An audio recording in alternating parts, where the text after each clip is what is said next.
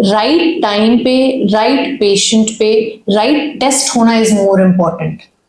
कुछ भी किसी पे भी सारे टेस्ट कर रहे हैं इज पर्पसलेस, मतलब मेरा कोई एम नहीं है, देन जो आप टेस्ट करा रहे हैं इट इज समथिंग जो फिर आप जैसे करा रहे हैं that is okay, but if you have to get it to find the meaningful outcome of it, then you should see a doctor and then get yourself tested.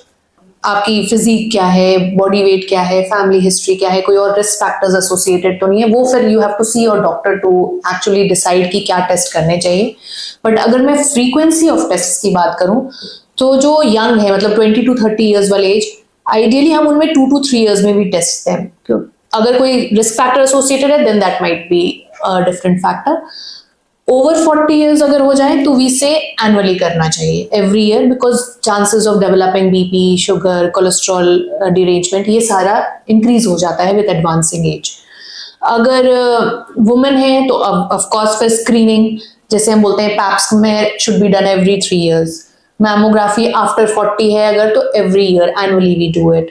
Colonoscopy depending upon family history अगर है 40 plus we decide on that.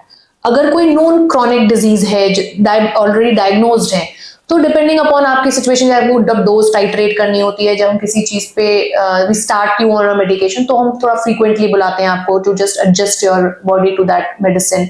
उसके बाद depending 3 months 6 months, yes, अगर over 65 हो जाते हैं तो the frequency of seeing your doctor should be high, मतलब almost 3 months we call the patient, क्योंकि फिर कोई, मतलब we are just trying to catch the disease before the disease catches you.